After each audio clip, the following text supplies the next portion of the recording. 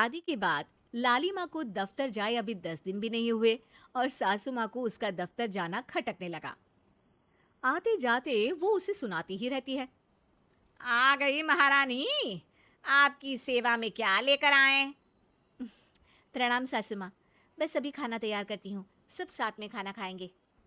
अरे इतना इंतजार तो करवा चौथ के व्रत में चांद भी नहीं करवाता जितना तुम करवाती हो।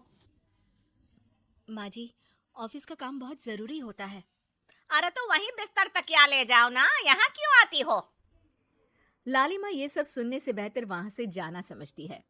ऐसा नहीं है कि सास ने लाली माँ को पहले कभी प्यार से नहीं समझाया, बस लाली माँ ने सीधी बात पे कभी ध्यान ही नहीं दिया।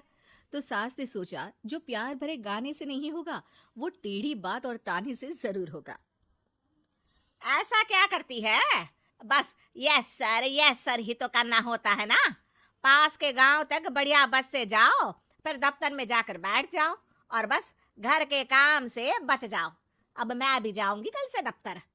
अरे इतना भी आसान नहीं है, मैं भी तो दफ्तर जाता था। तुम्ही से तो पता चला है ये सब। अरे कभी नौकरी करके देखती तो पता चलता। अच्छी बात निकल गई आपके मुंह से।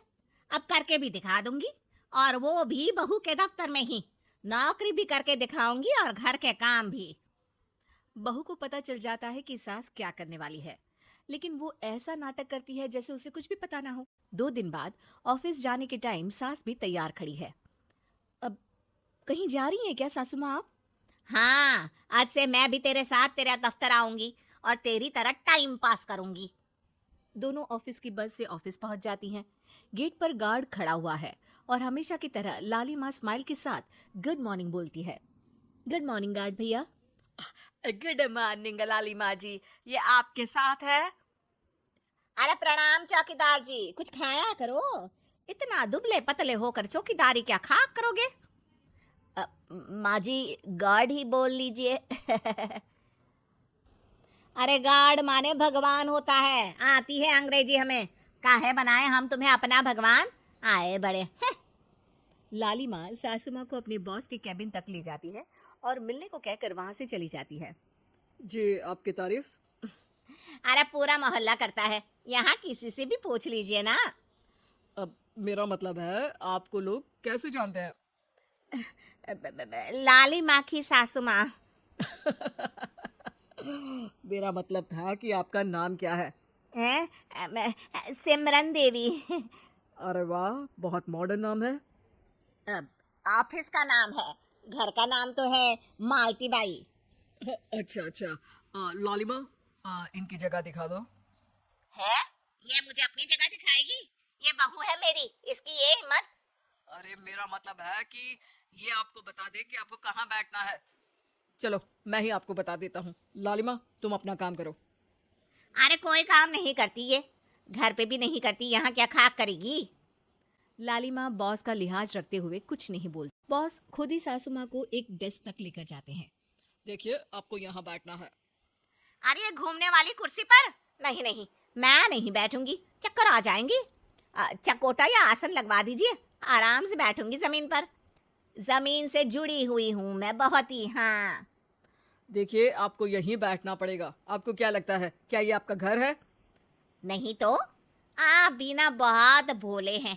मेरा घर तो गांव में है, ये तो आपका ऑफिस है। अरे ऐसी चीजें मत भूला करो, और चोमू बना देंगे किसी दिन। बैठ जाइए और मुझे सारे जरूरी मेल भेज दीजिए। ये रहा कंप्यूटर।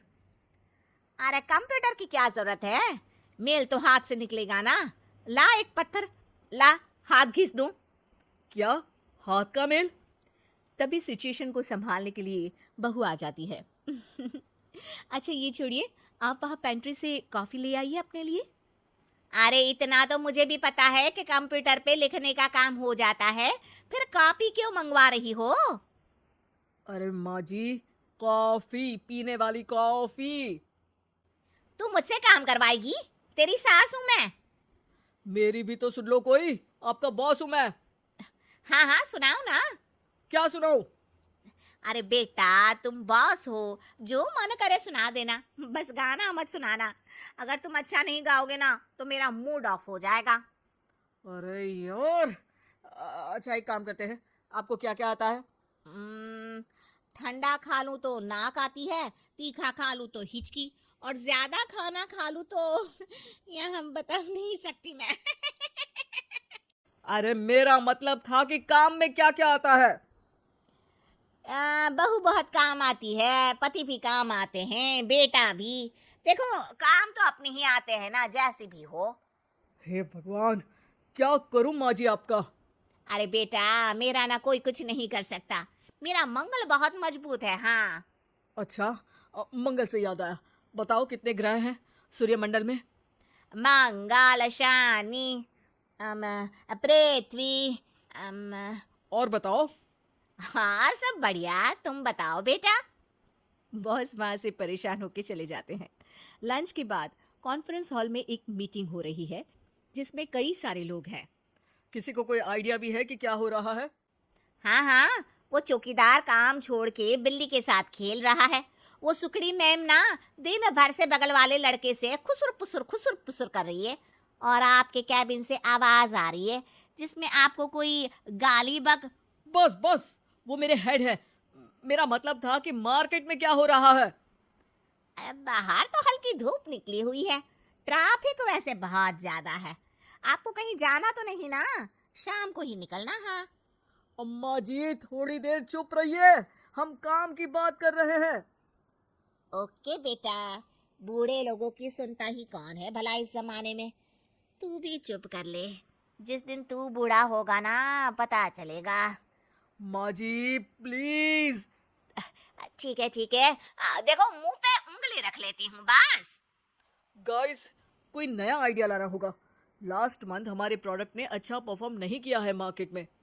अब सॉरी सर। लालिमा, तुम कुछ प्रेजेंट करने वाली थी ना?